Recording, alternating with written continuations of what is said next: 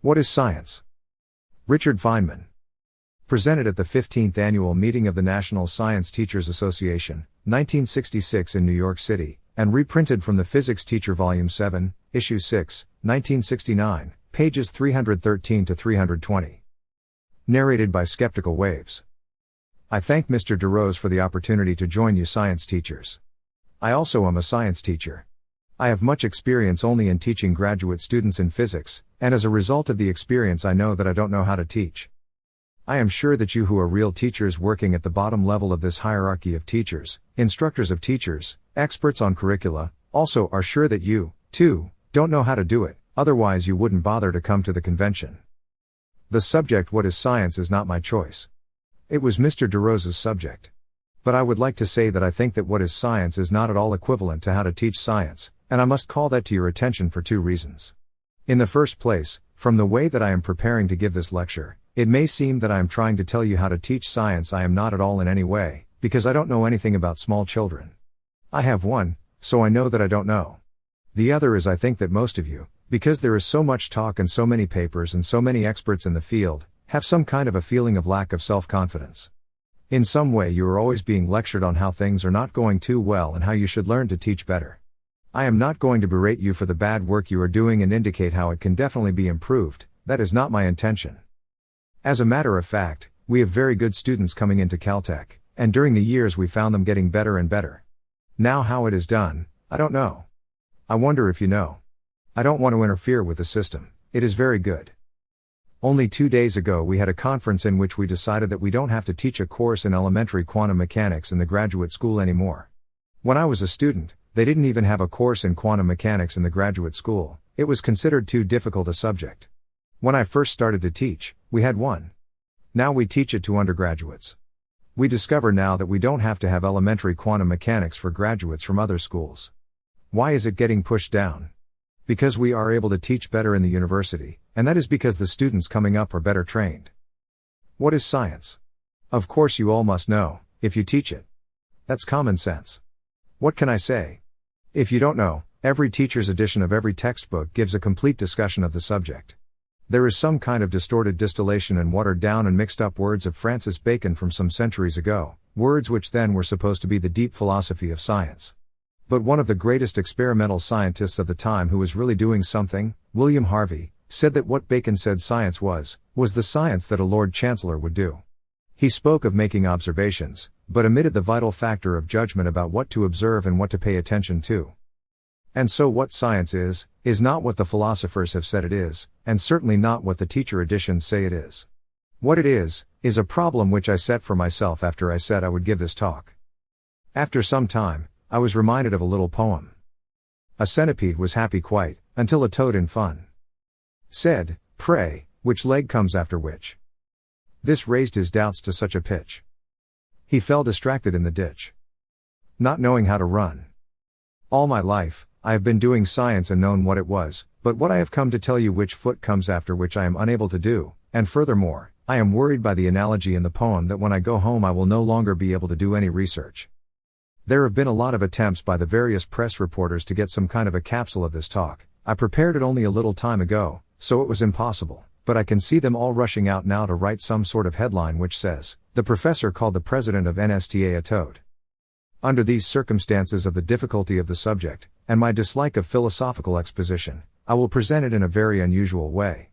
I am just going to tell you how I learned what science is. That's a little bit childish. I learned it as a child. I have had it in my blood from the beginning. And I would like to tell you how it got in. This sounds as though I am trying to tell you how to teach, but that is not my intention. I'm going to tell you what science is like by how I learned what science is like. My father did it to me. When my mother was carrying me, it is reported, I am not directly aware of the conversation, my father said that if it's a boy, he'll be a scientist. How did he do it? He never told me I should be a scientist. He was not a scientist, he was a businessman, a sales manager of a uniform company, but he read about science and loved it. When I was very young, the earliest story I know, when I still ate in a high chair, my father would play a game with me after dinner. He had brought a whole lot of old rectangular bathroom floor tiles from some place in Long Island City.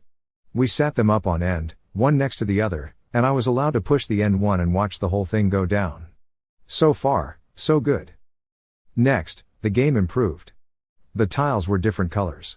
I must put one white, two blues, one white, two blues, and another white and then two blues. I may want to put another blue, but it must be a white.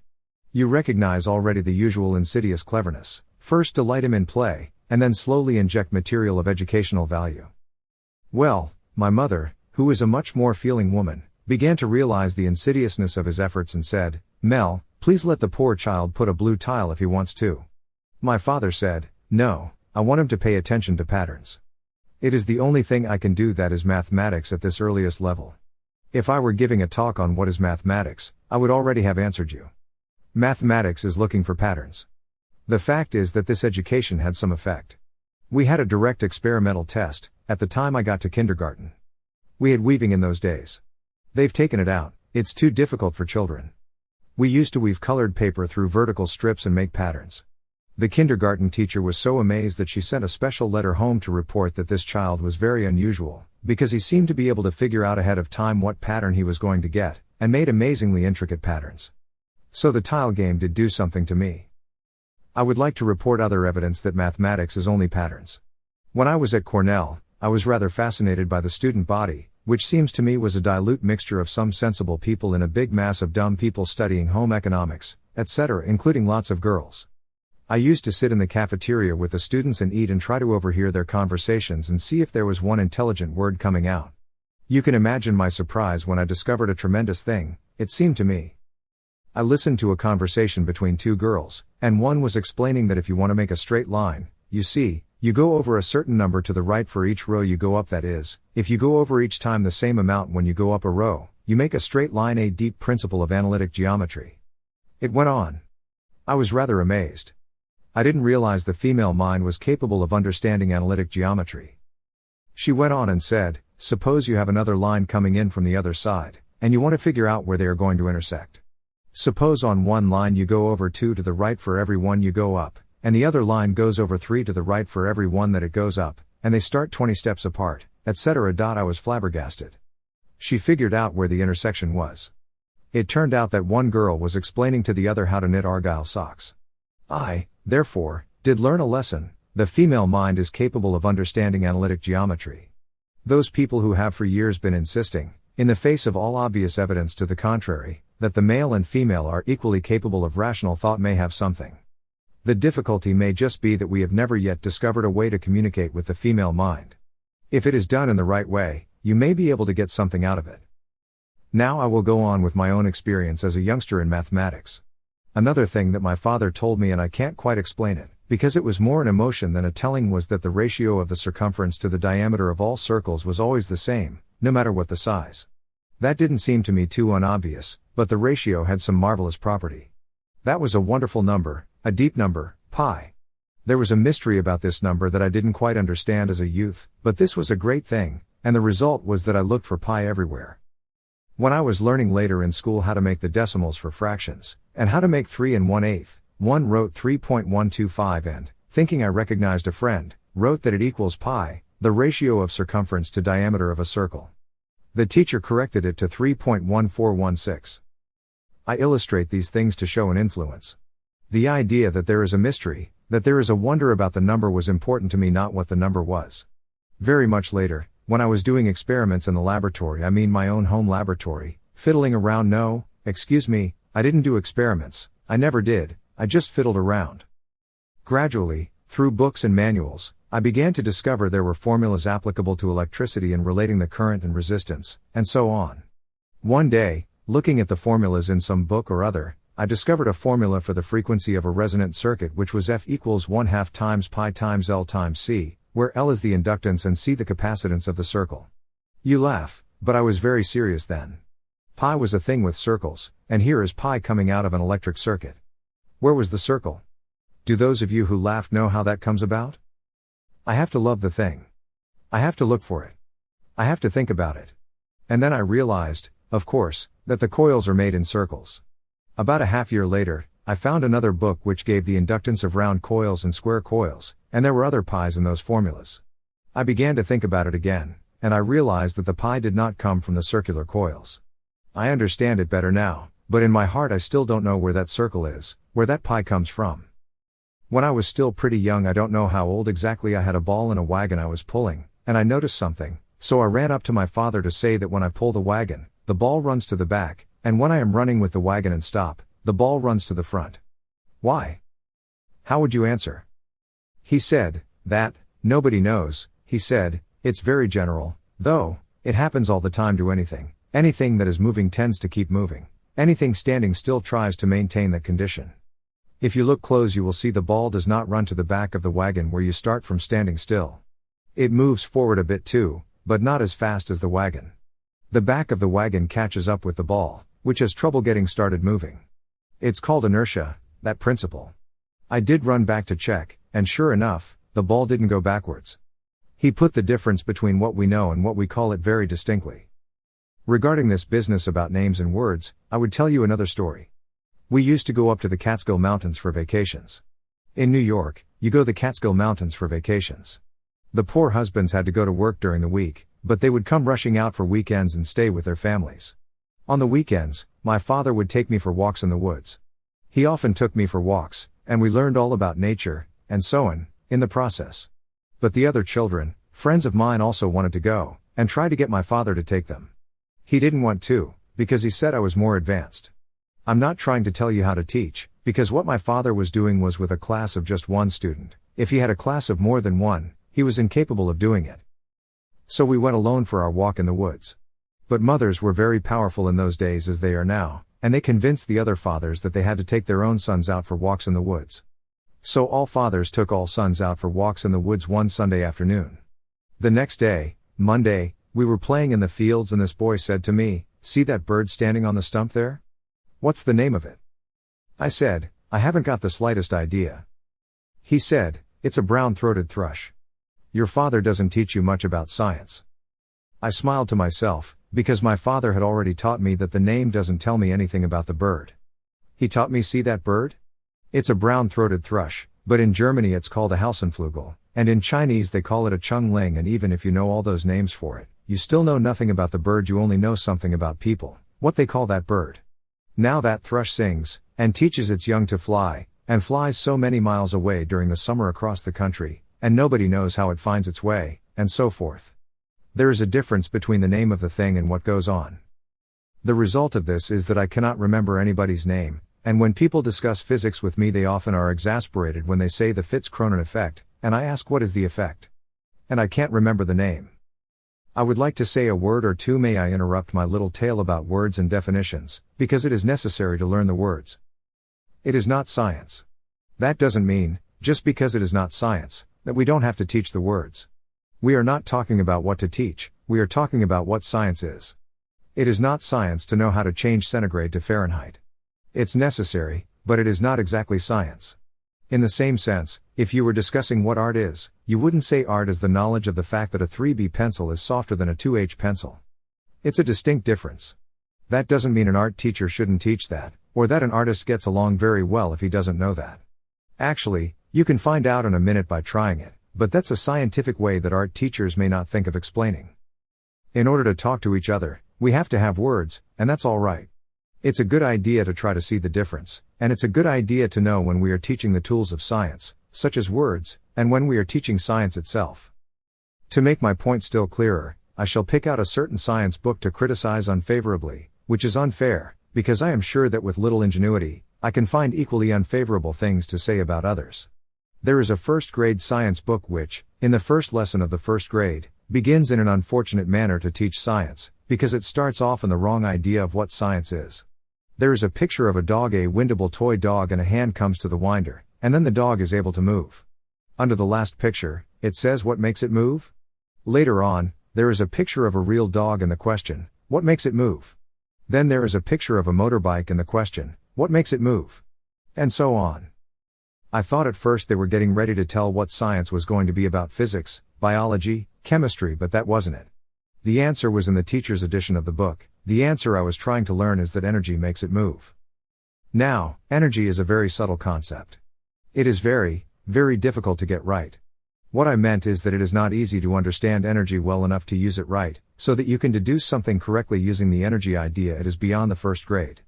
It would be equally well to say that God makes it move, or spirit makes it move, or movability makes it move. In fact, one could equally well say energy makes it stop. Look at it this way, that's only the definition of energy, it should be reversed. We might say when something can move that it has energy in it, but not what makes it move is energy. This is a very subtle difference. It's the same with this inertia proposition.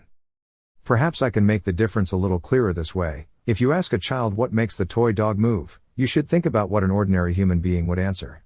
The answer is that you wound up the spring, it tries to unwind and pushes the gear around. What a good way to begin a science course. Take apart the toy, see how it works. See the cleverness of the gears, see the ratchets. Learn something about the toy, the way the toy is put together, the ingenuity of people devising the ratchets and other things. That's good. The question is fine. The answer is a little unfortunate, because what they were trying to do is teach a definition of what is energy. But nothing whatever is learned. Suppose a student would say, I don't think energy makes it move. Where does the discussion go from there? I finally figured out a way to test whether you have taught an idea or you have only taught a definition. Test it this way, you say, without using the new word which you have just learned, try to rephrase what you have just learned in your own language. Without using the word energy, tell me what you know now about the dog's motion. You cannot. So you learned nothing about science. That may be all right. You may not want to learn something about science right away. You have to learn definitions. But for the very first lesson, is that not possibly destructive? I think for lesson number 1, to learn a mystic formula for answering questions is very bad. The book has some others. Gravity makes it fall. The soles of your shoes wear out because of friction. Shoe leather wears out because it rubs against the sidewalk and the little notches and bumps on the sidewalk grab pieces and pull them off. To simply say it is because of friction, is sad, because it's not science. My father dealt a little bit with energy and used the term after I got a little bit of the idea about it. What he would have done I know, because he did in fact essentially the same thing though not the same example of the toy dog. He would say, it moves because the sun is shining, if he wanted to give the same lesson. I would say, no. What has that to do with the sun shining? It moved because I wound up the springs. And why, my friend, are you able to move to wind up the spring? I eat. What, my friend, do you eat? I eat plants. And how do they grow? They grow because the sun is shining. And it is the same with the real dog. What about gasoline? Accumulated energy of the sun, which is captured by plants and preserved in the ground. Other examples all end with the sun. And so the same idea about the world that our textbook is driving at is phrased in a very exciting way. All the things that we see that are moving because the sun is shining. It does explain the relationship of one source of energy to another, and it can be denied by the child. He could say, I don't think it is on account of the sun shining, and you can start a discussion. So there is a difference. Later I could challenge him with the tides, and what makes the earth turn, and have my hand on mystery again.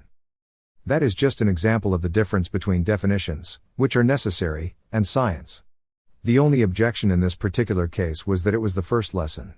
It must certainly come in later, telling you what energy is, but not to such a simple question as what makes a toy dog move? A child should be given a child's answer. Open it up, let's look at it. During those walks in the woods, I learned a great deal. In the case of birds, for example, I already mentioned migration, but I will give you another example of birds in the woods. Instead of naming them, my father would say, look, notice that the bird is always pecking in its feathers. It pecks a lot in its feathers. Why do you think it pecks the feathers? I guessed it's because the feathers are ruffled, and he's trying to straighten them out. He said, okay, when would the feathers get ruffled, or how would they get ruffled? When he flies. When he walks around, it's okay, but when he flies it ruffles the feathers. Then he would say, you would guess then when the bird just landed he would have to peck more at his feathers than after he has straightened them out and has just been walking around the ground for a while. Okay, let's look. So we would look, and we would watch, and it turned out, as far as I could make out, that the bird pecked about as much and as often no matter how long he was walking in the ground and not just directly after flight. So my guess was wrong, and I couldn't guess the right reason. My father revealed the reason. It is that the birds have lice. There is a little flake that comes off the feather, my father taught me, stuff that can be eaten, and the louse eats it. And then in the loose, there is a little bit of wax in the joints between the sections of the leg that oases out, and there is a mite that lives in there that can eat that wax. Now the mite has such a good source of food that it doesn't digest it too well, so from the rear end there comes a liquid that has too much sugar, and in that sugar lives a tiny creature, etc. The facts are not correct, the spirit is correct. First, I learned about parasitism, one on the other, on the other, on the other. Second, he went on to say that in the world whenever there is any source of something that could be eaten to make life go, some form of life finds a way to make use of that source, and that each little bit of leftover stuff is eaten by something. Now the point of this is that the result of observation, even if I were unable to come to the ultimate conclusion, was a wonderful piece of gold, with marvelous results. It was something marvelous. Suppose I were told to observe, to make a list, to write down, to do this, to look, and when I wrote my list down, it was filed with 130 other lists in the back of a notebook. I would learn that the result of observation is relatively dull, that nothing much comes of it. I think it is very important, at least it was to me, that if you are going to teach people to make observations, you should show that something wonderful can come from them. I learned then what science was about. It was patience. If you looked, and you watched, and you paid attention, you got a great reward from it, although possibly not every time. As a result, when I became a more mature man, I would painstakingly, hour after hour, for years, work on problems, sometimes many years, sometimes shorter times, many of them failing, lots of stuff going into the wastebasket, but every once in a while there was the gold of a new understanding that I had learned to expect when I was a kid, the result of observation. For I did not learn that observation was not worthwhile. Incidentally, in the forest we learned other things. We would go for walks and see all the regular things, and talk about many things, about the growing plants, the struggle of the trees for light, how they try to get as high as they can, and to solve the problem of getting water higher than 35 or 40 feet, the little plants on the ground that look for the little bits of light that come through all that growth, and so forth. One day, after we had seen all this, my father took me to the forest again and said, "In all this time we have been looking at the forest, we have only seen half of what is going on, exactly half." I said, "What do you mean?" He said, "We have been looking at how all these things grow, but for each bit of growth, there must be the same amount of decay, otherwise, the materials would be consumed forever, dead trees would lie there, having used up all the stuff from the air and the ground, and it wouldn't get back into the ground or the air, so nothing else could grow because there is no material available. There must be for each bit of growth exactly the same amount of decay." There then followed many walks in the woods during which we broke up old stumps, saw frizzy bags and funguses growing. He couldn't show me bacteria, but we saw the softening effects, and so on. Thus I saw the forest as a process of the constant turning of materials. There were many such things, descriptions of things, in odd ways. He often started to talk about things like this: suppose a man from Mars were to come down and look at the world. For example, when I was playing with my electric trains, he told me that there is a great wheel being turned by water which is connected by filaments of copper, which spread out and spread out and spread out in all directions, and then there are little wheels, and all those little wheels turn when the big wheel turns. The relation between them is only that there is copper and iron, nothing else, no moving parts. You turn one wheel here, and all the little wheels all over the place turn, and your train is one of them. It was a wonderful world my father told me about. You might wonder what he got out of it all. I went to MIT. I went to Princeton. I came home, and he said, "Now you've got a science education. I have always wanted to know something that I have never understood, and so, my son, I want you to explain it to me." I said yes. He said, "I understand that they say that light is emitted from an atom when it goes from one state to another, from an excited state to a state of lower energy." I said, "That's right. And light is a kind of particle, a photon, I think they call it." "Yes. So if the photon comes out of the atom when it goes from the excited to the lower state, the photon must have been in the atom in the excited state." I said, "Well, no." He said, "Well, how do you look at it so you can think of a particle photon coming out without it having been in there in the excited state?" I thought a few minutes, and I said, "I'm sorry, I don't know. I can't explain it to you." He was very disappointed after all these years and years of trying to teach me something, that it came out with such poor results. What science is, I think, maybe something like this: there was on this planet an evolution of life to a stage that there were evolved animals, which are intelligent. I don't mean just human beings, but animals which play and which can learn something from experience, like cats. But at this stage each animal would have to learn from its own experience. They gradually develop, until some animal could learn from experience more rapidly and could even learn from another's experience by watching, or one could show the other, or he saw what the other one did. So there came a possibility that all might learn it, but the transmission was inefficient and they would die, and maybe the one who learned it died, too, before he could pass it on to others. The question is it possible to learn more rapidly what somebody learned from some accident than the rate at which the thing is being forgotten, either because of bad memory or because of the death of the learner or inventors? So there came a time, perhaps, when for some species the rate at which learning was increased, reached such a pitch that suddenly a completely new thing happened. Things could be learned by one individual animal, passed on to another, and another fast enough that it was not lost to the race. Thus became possible an accumulation of knowledge of the race. This has been called time binding. I don't know who first called it this. At any rate, we have here in this hall some samples of those animals, sitting here trying to bind one experience to another, each one trying to learn from the other. This phenomenon of having a memory for the race, of having an accumulated knowledge passable from one generation to another, was new in the world, but it had a disease in it. It was possible to pass on ideas which were not profitable for the race. The race has ideas, but they are not necessarily profitable. So there came a time in which the ideas, although accumulated very slowly, were all accumulations not only of practical and useful things, but great accumulations of all types of prejudices, and strange and odd beliefs. Then a way of avoiding the disease was discovered. This is to doubt that what is being passed from the past is in fact true, and to try to find out ab initio again from experience what the situation is, rather than trusting the experience of the past in the form in which it is passed down. And that is what science is, the result of the discovery that it is worthwhile rechecking by new direct experience, and not necessarily trusting the human race's experience from the past. I see it that way. That is my best definition. I would like to remind you all of things that you know very well in order to give you a little enthusiasm.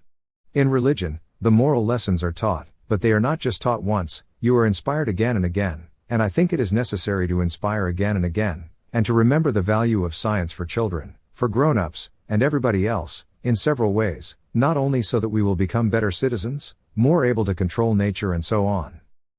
There are other things. There is the value of the worldview created by science. There is the beauty and the wonder of the world that is discovered through the results of these new experiences. That is to say, the wonders of the content which I just reminded you of, that things move because the sun is shining. Yet, not everything moves because the sun is shining. The earth rotates independent of the sun shining, and the nuclear reaction recently produced energy on the earth, a new source. Probably volcanoes are generally moved from a source different from the shining sun. The world looks so different after learning science. For example, trees are made of air, primarily. When they are burned, they go back to air, and in the flaming heat is released the flaming heat of the sun which was bound in to convert the air into tree, and in the ash is the small remnant of the part which did not come from air that came from the solid earth, instead. These are beautiful things, and the content of science is wonderfully full of them. They are very inspiring, and they can be used to inspire others. Another of the qualities of science is that it teaches the value of rational thought as well as the importance of freedom of thought, the positive results that come from doubting that the lessons are all true. You must here distinguish especially in teaching the science from the forms or procedures that are sometimes used in developing science. It is easy to say, we write, experiment, and observe, and do this or that. You can copy that form exactly. But great religions are dissipated by following form without remembering the direct content of the teaching of the great leaders. In the same way, it is possible to follow form and call it science, but that is pseudoscience. In this way, we all suffer from the kind of tyranny we have today in the many institutions that have come under the influence of pseudoscientific advisors. We have many studies in teaching, for example, in which people make observations, make lists, do statistics, and so on, but these do not thereby become established science, established knowledge. They are merely an imitative form of science analogous to the South Sea Islanders' airfields, radio towers, etc., made out of wood. The islanders expect a great airplane to arrive. They even build wooden airplanes of the same shape as they see in the foreigners' airfields around them, but strangely enough, their wood planes do not fly. The result of this pseudoscientific imitation is to produce experts, which many of you are. But you teachers, who are really teaching children at the bottom of the heap, can maybe doubt the experts. As a matter of fact, I can also define science another way. Science is the belief in the ignorance of experts. When someone says, science teaches such and such, he is using the word incorrectly. Science doesn't teach anything, experience teaches it. If they say to you, science has shown such and such, you might ask, how does science show it? How did the scientists find out? How? What? Where? It should not be science has shown, but this experiment, this effect, has shown. And you have as much right as anyone else, upon hearing about the experiments, but be patient and listen to all the evidence to judge whether a sensible conclusion has been arrived at. In a field which is so complicated as education that true science is not yet able to get anywhere, we have to rely on a kind of old-fashioned wisdom, a kind of definite straightforwardness. I am trying to inspire the teacher at the bottom to have some hope and some self-confidence in common sense and natural intelligence. The experts who are leading you may be wrong. I have probably ruined the system, and the students that are coming into Caltech no longer will be any good. I think we live in an unscientific age in which almost all the buffeting of communications and television words, books, and so on are unscientific.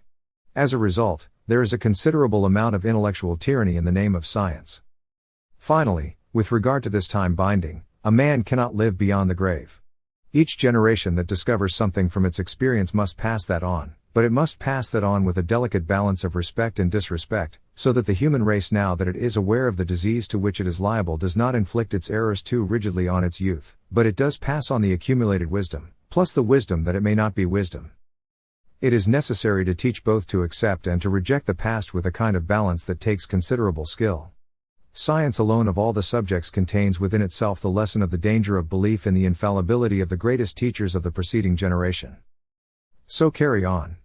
Thank you.